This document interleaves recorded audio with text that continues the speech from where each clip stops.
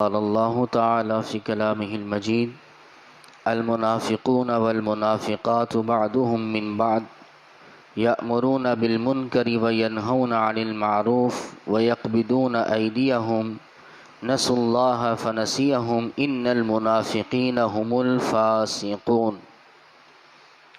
وقال تعالى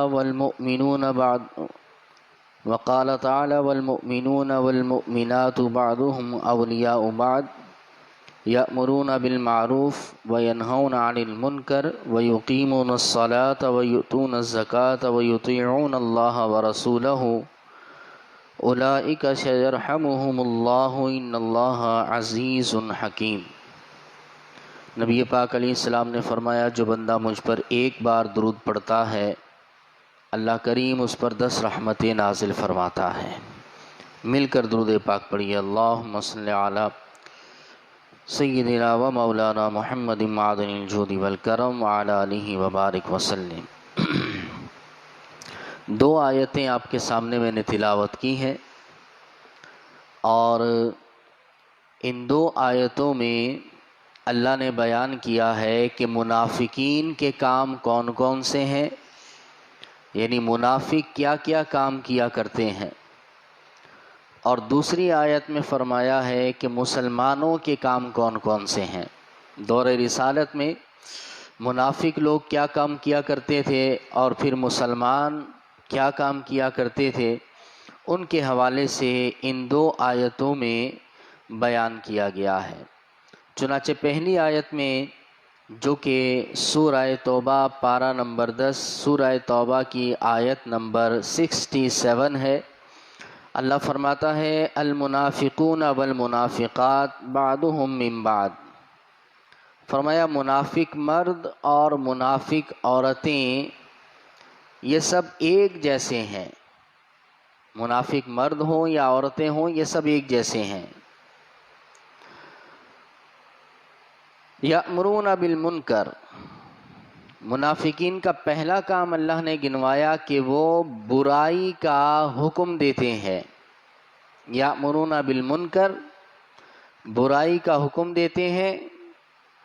وینہون عن المعروف، اور نیکی کے کاموں سے، اچھے کاموں سے روکا کرتے ہیں. 2 کام ہو گئے منافقین کے. پہلا کام کہ برائی کا حکم دیتے ہیں، اور دوسرا کام کہ اچھائی سے روکنے والے ہوتے ہیں، اچھے کاموں سے منع کرتے ہیں. وَيَقْبِضُونَ أَيْدِيَهُمْ، اور اپنے ہاتھوں کو روکے رکھتے ہیں، یعنی راہ خدا میں، اللہ کی راہ میں خرچ نہیں کیا کرتے. یہ تیسری بات اللہ نے ذکر فرمائی ہے منافقین کے بارے میں. پہلی بات کہ برائی کا حکم دیتے ہیں، برائیوں کی ترویج کرتے ہیں، اور دوسرا یہ کہ نیکی سے روکتے ہیں، اچھے کاموں سے روکتے ہیں. تیسرا کام منافقین کا یہ بیان کیا کہ وہ اپنے ہاتھوں کو راہ خدا میں خرچ کرنے سے روکتے ہیں، یعنی اللہ کی راہ میں خرچ نہیں کیا کرتے. میں انشاءاللہ مزید اس کی تفسیر آگے بیان کروں گا، لیکن اس کے مقابل میں دیکھیں مسلمانوں کے اللہ نے کیا کام گنوائے ہیں. مسلمانوں کے کام کیا کیا ہیں. آیت نمبر 71 میں، سورہ توبہ ہی آگے چلتی ہے 10ویں پارے میں، تو 71ویں آیت میں اللہ فرماتا ہے: والمؤمنون والمؤمنات بعضهم اولیاء بعض. مسلمان ایک دوسرے کے دوست ہیں، مسلمان سب آپس میں ایک ہیں. اب مسلمانوں کا پہلا کام اللہ نے کیا گنوایا؟ فرمایا: یأمرون بالمعروف، نیکی کا حکم دیا کرتے ہیں، اچھے کاموں کا حکم دیا کرتے ہیں، اچھے کام کروایا کرتے ہیں. وینہون عن المنکر، اور برائی سے روکنے والے ہوتے ہیں، برے کاموں سے، گناہوں سے روکنے والے ہوتے ہیں. یہ مسلمانوں کا دوسرا کام اللہ نے گنوایا ہے. اور تیسرا کام اللہ فرماتا ہے: وَيُقِيمُونَ الصَّلَاةَ، اور نماز کو قائم کرنے والے ہوتے ہیں، نمازوں کی پابندی کرنے والے ہوتے ہیں، نماز پڑھنے والے ہوتے ہیں. چوتھا کام جو اللہ نے یہاں پر گنوایا ہے وہ یہ ہے وَيُؤْتُونَ الزَّكَاةَ، اور زکوٰۃ ادا کرنے والے ہوتے ہیں، زکوٰۃ ادا کرنے والے ہوتے ہیں، زکوٰۃ دینے والے ہوتے ہیں۔ پانچواں کام اللہ نے مسلمانوں کا یہ گنوایا ہے وَيُطِيعُونَ اللَّهَ وَرَسُولَهُ، اور وہ اللہ اور اس کے رسول کی اطاعت و فرما برداری کرتے ہیں۔ یہ پانچ کام اللہ نے مسلمانوں کے گنوائے ہیں۔ پچھلی آیت میں 3 کام 4 کام منافقین کے اللہ نے گنوائے ہیں۔ اب ظاہر ہے کہ دور رسالت میں تو منافق اعتقادی بھی تھے، یعنی ظاہراً اپنے آپ کو مسلمان کہتے تھے، دل میں اپنے آپ کو وہ مسلمان نہیں مانتے تھے۔ اللہ کا شکر ہے کہ ہم منافق اعتقادی نہیں ہیں، ہم دل سے بھی کلمہ پڑھنے والے ہیں، زبان سے بھی کلمہ پڑھنے والے ہیں۔ لیکن دوسری ایک قسم ہوتی ہے منافق عملی کی، کہ اس کے عمل میں نفاق ہوتا ہے۔ تو یہ جو منافقین کے کام گنوائے گئے کہ وہ برائی کا حکم دیتے ہیں، نیکیوں سے روکنے والے ہوتے ہیں، اور فرمایا کہ وہ راہ خدا میں خرچ نہیں کیا کرتے، یہ 3 علامتیں اللہ نے منافقوں کی گنوائی ہیں۔ آج کہیں ہم تو اس کے اندر مبتلا نہیں ہے۔ یہ 3 کام منافقین کے ہیں، اور اگلی آیت میں 5 کام اللہ نے مسلمانوں کے گنوائے ہیں۔ تو ہمیں غور کرنا چاہیے کہ بینگ اے مسلم، بحیثیت مسلمان، ہم یہ 5 کام کرتے ہیں یا نہیں؟ کہیں ہم عملی نفاق کا شکار تو نہیں ہے، منافقت عملی کے اندر ہم گر تو نہیں گئے؟ اس پر ہمیں غور کرنا چاہیے۔ اب یہ جو اللہ نے فرمایا کہ منافق آپس میں سب ایک جیسے ہیں، اور برائی سے منع کرتے ہیں، اور وہ برائی کا حکم دیتے ہیں، اچھے کاموں سے نیکی سے منع کیا کرتے ہیں، اپنے ہاتھوں کو راہ خدا میں خرچ کرنے سے روکتے ہیں۔ جب یہ 3 کام منافقین کے اندر پائے گئے، اللہ نے فرمایا نسوا اللہ فنسیہم، انہوں نے اللہ کو یکسر بھلا دیا، اللہ کو وہ بھول گئے، اللہ کو یاد نہ رکھا۔ اس کا نتیجہ کیا ہوا؟ فنسیہم، کہ اللہ نے بھی ان کو بھلا دیا، اللہ نے انہیں چھوڑ دیا۔ یہاں پر ترجمہ کنز الایمان یہ ہے کہ نسوا اللہ، انہوں نے اللہ کو چھوڑ دیا، وہ اللہ کو چھوڑ بیٹھے، فنسیہم، تو اللہ نے انہیں چھوڑ دیا۔ یہ ان کی منافقت کا انجام، یہ نتیجہ نکلا۔ اور اللہ فرماتا ہے ان المنافقین هم الفاسقون، اور منافق ہی پکے فاسق گناہگار ہیں، منافق پکے گناہگار ہیں، جہنم میں جائیں گے۔ اور آگے دیکھیں اگلی آیت میں اللہ فرماتا ہے وعد اللہ المنافقین والمنافقات والکفار، منافق مردوں سے، منافق عورتوں سے اور کافروں سے اللہ نے وعدہ فرمایا ہے۔ اور اللہ جب وعدہ فرما لیتا ہے تو انک لا تخلف المیعاد، اللہ اپنے وعدے کے خلاف نہیں کرتا، اللہ وعدہ خلافی نہیں فرماتا۔ جب اللہ نے وعدہ کر لیا ہے، کافروں سے وعدہ کیا، منافق عورتوں سے، منافق مردوں سے وعدہ کیا، کیا وعدہ کیا؟ نار جہنم خالدین فیہا، جہنم کی آگ کا ان سے وعدہ کیا کہ میں ضرور تمہیں جہنم میں داخل کروں گا اور تم اس میں ہمیشہ رہو گے، خالدین فیہا، جہنم میں ہمیشہ رہیں گے۔ اور جہنم عذاب کا گھر ہے، کوئی اس کے عذاب کو برداشت نہیں کر سکتا۔ بڑی بڑی وعیدیں، بڑے بڑے عذاب احادیث میں بیان کیے گئے ہیں۔ سب سے بڑی تکلیف جو دنیاوی بندہ اپنے ذہن میں لا سکتا ہے، سب سے بڑی تکلیف جو بندہ تصور کر سکتا ہے، اس سے کئی گنا زیادہ کی ہلکی سی تکلیف جہنم کی ہوگی۔ سب سے کم تر عذاب جو ہوگا جہنمی کو، وہ حدیث میں یہ بیان کیا گیا کہ اس کو آگ کی جوتیاں پہنائی جائیں گی۔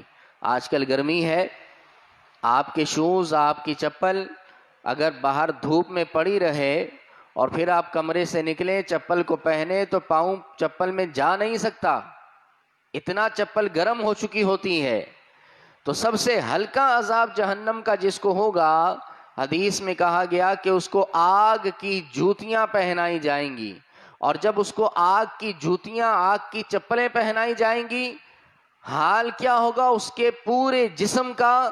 فرمایا کہ اس کا دماغ اس طرح ابل رہا ہوگا کہ جس طرح ہنڈیا کے اندر سالن ابل رہا ہوتا ہے۔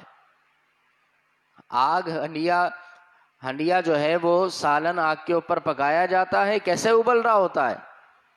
تو فرمایا اس طرح سخت عذاب ہوگا جہنمی کو، اور یہ عذاب سب سے ہلکا عذاب ہوگا۔ فرمایا کہ منافقین، مرد و عورت اور کافروں سے اللہ نے جہنم کا وعدہ فرمایا ہے، اور اللہ اپنے وعدے کے خلاف نہیں کرتا۔ ہی حسبہم ولعنہم اللہ، فرمایا کہ منافقین کے لیے یہی کافی ہے، کافروں کے لیے یہی کافی ہے کہ وہ جہنم ہی کے حقدار ہیں، کیونکہ اللہ ظلم تو نہیں فرماتا، وہ جہنم کے خود حقدار بنے تب اللہ نے ان کو جہنم میں ڈالا۔ وَلَعَنَهُمُ اللَّهُ، اور اللہ کی ان پر لعنت ہے۔ وَلَهُمْ عَذَابٌ مُقِيمٌ، اور ان کے لیے قائم رہنے والا عذاب ہے جو ہمیشہ قائم رہے گا۔ یہ منافقین کے بارے میں کہا گیا۔ اور دیکھیں، منافقین کے بعد اللہ نے جب مسلمانوں کے کام گنوائے، پہلا کام گنوایا اللہ نے مسلمانوں کا کہ نیکی کا حکم دیتے ہیں، دوسرا یہ کہ برائی سے منع کرتے ہیں، تیسرا یہ کہ نماز کو قائم کرتے ہیں، چوتھا یہ کہ زکوٰۃ کو ادا کرتے ہیں، اور پانچواں یہ کہ اللہ رسول کی اطاعت و فرما برداری کرتے ہیں۔ جب یہ کام اللہ نے گنوا دیے، اس کے بعد ان کی جزا کیا اللہ نے عطا فرمائی؟ فرمایا اولئک سیرحمہم اللہ، یہی وہ لوگ ہیں کہ ان قریب ان کے اوپر اللہ اپنی رحمت فرمائے گا، مسلمانوں پر اللہ رحمت فرمائے گا۔ ان اللہ عزیز حکیم، بے شک اللہ ہی غالب حکمت والا ہے، اللہ ہی غالب ہے۔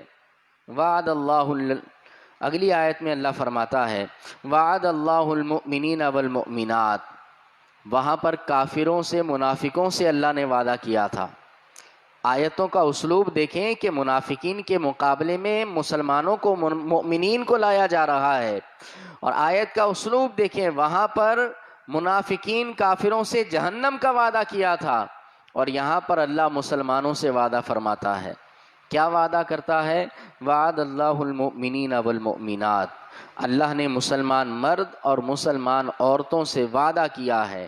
کس چیز کا وعدہ کیا ہے؟ جنات، اللہ نے جنت کا وعدہ فرمایا ہے۔ اللہ نے مسلمانوں کے لیے جنت کا وعدہ کیا، جو یہ 5 کام پچھلے کر لے جو بیان کیے گئے، اللہ فرماتا میں ان کو جنت عطا کروں گا، اور فرمایا ایسی جنت تجری من تحتها الانہار، اس کے نیچے نہریں بہہ رہی ہوں گی، نعمتوں والی جنت ہوگی، نعمتوں والے باغات ہوں گے، خالدین فیہا، فرمایا اس جنت سے پھر وہ نکالے نہیں جائیں گے، بلکہ جنت کے اندر ہمیشہ رہیں گے۔ یہ زندگی تو چند سالوں کی ہے، آخرت کی زندگی ہمیشہ کی ہے۔ فرمایا جنت میں مسلمان ہمیشہ رہیں گے، اور فرمایا وَمَسَاكِنَ طَيِّبَةً، اللہ نے جنت کا تو وعدہ کیا ہی ہے، اور اللہ نے مسلمانوں سے پاکیزہ مکانوں کا بھی وعدہ کیا ہے۔ پاکیزہ مکان ہوں گے جنت کے اندر۔ حضرت حسن رضی اللہ تعالیٰ عنہ سے روایت ہے کہ جنت میں موتی اور یاقوت، سرخ اور زبرجد کے محل مسلمانوں کے لیے اللہ نے بنا رکھے ہیں۔ وَمَسَاكِنَ طَيِّبَةً فِي جَنَّاتِ عَدْنٍ، فرمایا پاکیزہ مکانوں کا بسنے کے باغوں میں اللہ نے ان سے وعدہ فرمایا ہے۔ وَرِضْوَانٌ مِّنَ اللَّهِ أَكْبَرُ، اور ان سب سے بڑھ کر یہ ہے کہ اللہ مسلمانوں سے راضی ہوگا، اور یہ اللہ کی رضا سب سے بڑی نعمت ہے۔ وَرِضْوَانٌ مِّنَ اللَّهِ أَكْبَرُ، جس سے اللہ راضی تو اس سے سب راضی، جس سے اللہ راضی اس کی دنیا بھی اچھی، اس کی آخرت بھی اچھی۔ بندہ یہ چاہتا ہے کہ میں اپنے رب کو ناراض کر کے دنیا کما لوں، رب کو ناراض کر کے دنیا والوں کو منا لوں، یاد رکھیں ایسا کبھی نہیں ہو سکتا۔ جب اللہ راضی ہو جاتا ہے کسی بندے سے، اور جب بندہ اللہ کا پسندیدہ بندہ بن جائے، اللہ کا محبوب بندہ بن جائے تو پھر اس کی کیا فضیلتیں ہیں۔ حدیث مبارک میں ہے کہ جب اللہ کسی بندے سے محبت فرماتا ہے تو آسمان میں ندا کی جاتی ہے کہ اے آسمان والو، اے فرشتوں، فلاں بندے سے اللہ محبت فرماتا ہے، فلاں بندہ اللہ کا پسندیدہ بندہ ہے، رب اسے پسند فرماتا ہے، آسمان والو تم بھی اسے پسند کرو۔ لہٰذا آسمان والے فرشتے اس بندے سے محبت کرتے ہیں۔ پھر حدیث مبارک میں ہے فَيُودَعُ لَهُ الْقُبُولُ فِي الْأَرْضِ، پھر اس کے بعد اس بندے کی مقبولیت زمین میں اتار دی جاتی ہے، اس کی محبت زمین میں اتار دی جاتی ہے تو اللہ کی رضا کو چاہیں، اللہ کی رضا کے طلبگار بنے، اور اللہ فرماتا ہے ذَلِكَ هُوَ الْفَوْزُ الْعَظِيمُ، یہی ہے بڑی کامیابی، یہی بہت بڑی کامیابی ہے۔ اب ہم نے یہ درس سن لیا ہے، آخر میں عرض کروں گا کہ منافقین کے اعمال بھی ہم نے سنے، مسلمانوں کے اعمال بھی ہم نے سنے۔ ہم نے اپنا جائزہ لینا ہے، ہم نے اپنا محاسبہ کرنا ہے کہ میرے اعمال آیا کہ منافقین والے ہیں یا پھر میرے اعمال مسلمانوں والے ہیں۔ اگر منافقین والے کچھ بھی اعمال ہیں تو اللہ سے دعا کریں کہ اللہ ان سے ہمیں محفوظ فرمائے اور ان کاموں سے خود بھی بچیں اور دوسروں کو بھی ان سے بچائیں، اور مسلمانوں والے اعمال کو اپنائیں، کیونکہ مسلمان ہی کامیاب ہیں، دنیا میں بھی کامیاب ہیں، آخرت میں بھی کامیاب ہیں۔ سب سے بڑی بات یہ کہ ہم خود نیک بنیں، دوسروں کو نیک بنائیں، تبلیغ دین کریں، نمازوں کی لوگوں کو دعوت دیں، تلاوت قرآن کی دعوت دیں، نیک اجتماعات کی دعوت دیں، یہ درس قرآن ہوتا ہے اس کی دعوت دیں، نمازوں کی دعوت دیں، مسجدوں کے قریب کریں لوگوں کو، محافل کے قریب کریں، رب کی طرف لے کر آئیں لوگوں کو۔ اس طرح کریں تو انشاءاللہ فائدہ ہی فائدہ ہوگا۔ دعا ہے رب کریم کہ ہم نے جو سنا ہے اس کو یاد رکھ کر عمل کی توفیق عطا فرمائے۔ وآخر دعوانا ان الحمد للہ رب العالمین۔